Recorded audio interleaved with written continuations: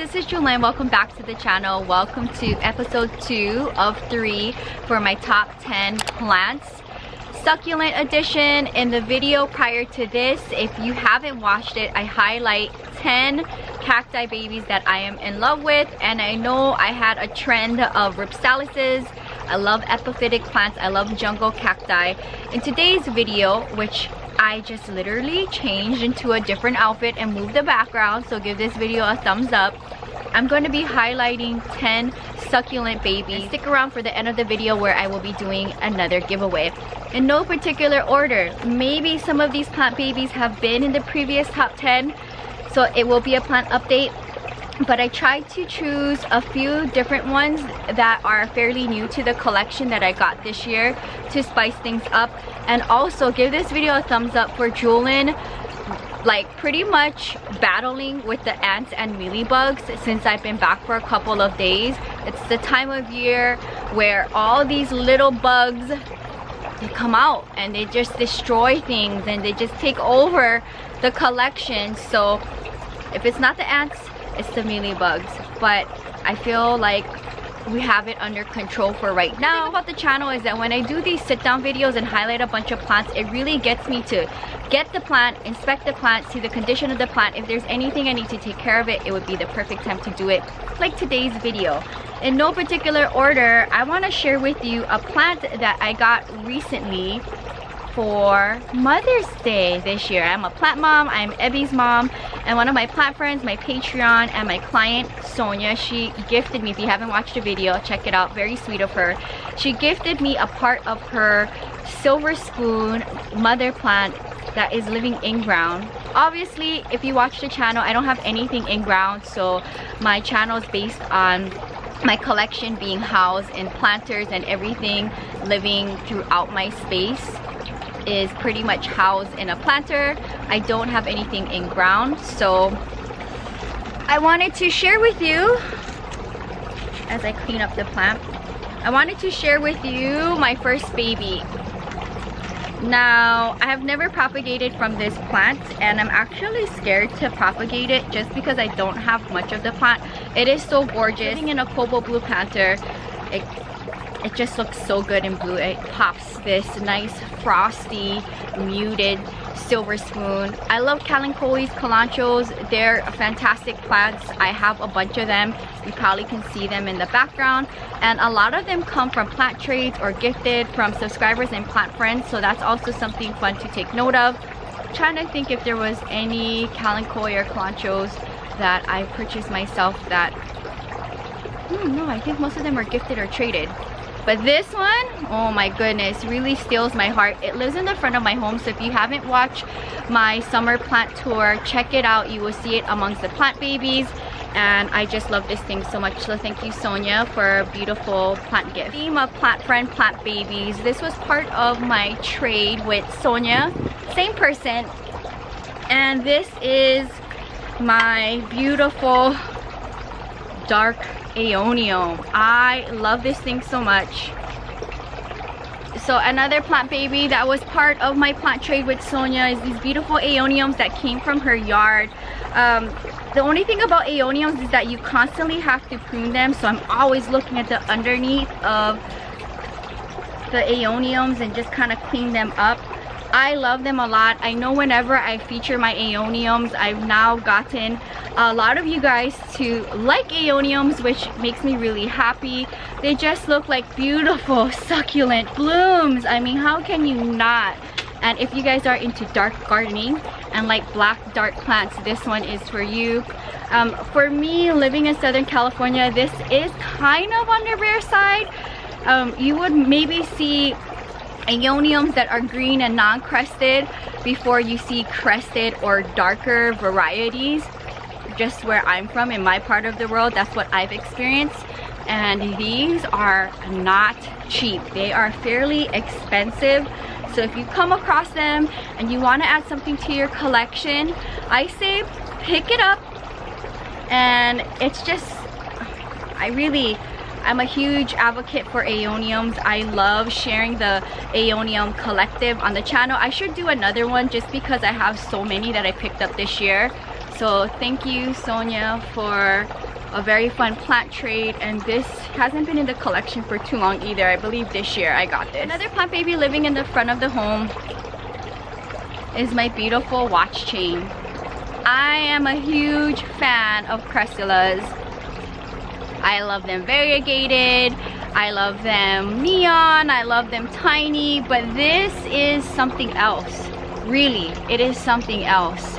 This thing is so big and chunky, and it just is really like a statement plant. I can just look at it and it just looks like succulent seaweed. It is so cool. Take a look at him. I love it a lot. I think I picked this up in Ventura, California, and I love going to far places in California to share on both of the channels my adventures and plant shop, and I feel like the collection is definitely a mixture of all of my adventures. It's so interesting to see the collection evolve over time. I have not propagated from this particular plant baby, and if I did, I would probably keep it just because I love the plant so much, and I've never ever seen a watch chain this chunky before. Sound off in the comments down below if you have the watch chain in any variety, variegated or not, and is yours chunky like this, because my other watch chains are so tiny compared to this. Like, this is definitely a beast next to the rest of them, and just like the amount in this planter too is something to just in awe of. Like, I love it a lot. So definitely part of the top 10. Living really close nearby is my variegated Gasteria. There's a few babies, 1, 2, 3. Very slow growing, very slow growing, and I can't help myself to clean because my tree is just chaotic. If the babies fell off, I would propagate them, I would stick it in the planter. If I come across any more variegated Gasterias, I would probably purchase them. You will see I have a handful in the back, but nothing big like this, like compared to the size of my hand. It's living on the little ladder plant stand from my subscriber, very close by the watch chain, so I love looking at it as I go in and out of my space, but so cute. If you have a small space or don't want a huge collection like me and just want a few, I highly recommend getting one of these. So cute, like on a coffee table, like next to books. It'd be so cute. Here's one of the plant babies that had mealybugs, believe it or not, in the baby. I cannot believe it. This small little baby down here. I'm gonna like keep an eye on it and see if there's any more that's gonna pop up. My variegated aloe. As you can see, I have a thing for variegation, and I just love variegated plants because you just never know what they're gonna look like, if there's new growth, how much variegation it's gonna be like. The patterns are always different. I'm a huge fan, and I think the original baby that it gave me died from too much rain when I was away, but it's okay because I see 2 little babies down here. I just have to monitor because of the mealybugs. So you can see a little tinge of red from sun stress. Love it a lot, and this lives next to my variegated Haworthia. One of my favorite weird scenicios. I actually repurchased this plant this year because the original one died from the rain. Unfortunately, it is what it is. This is considered rare for me, and also I've seen in some retail spaces, if they did sell this specialty type of senicio, it is super expensive, but I just love them, and they will trail long. They're super cool, they're super interesting. I just had to highlight this one, and I love having it in a pop of cobalt blue planter, and this lives in my patio. Living in the same area that was, well, had at least 10 mealybugs on it prior to me filming this video. Hopefully there is none. I have to check. The thing with this particular plant is it'll attract these bugs because of all of these little crevices that they like to hide and just migrate in. So this is a very fun peperomia, the happy bean.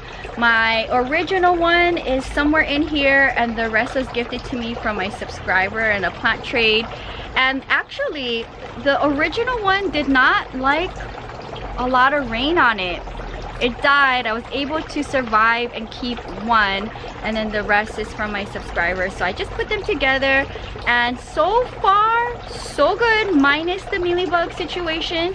And I just have this living on my succulent shelf, which if you haven't watched, I added a whole nother section of shelves against my patio wall, and it lives there. So I love this pop of cobalt blue and white as well. Here's my next plant baby that I want to highlight, the smaller one, because my large one is climbing and trailing up of my kitchen window, and it's like getting intertwined and climbing up the window with my big foot, so I don't want to bring it down.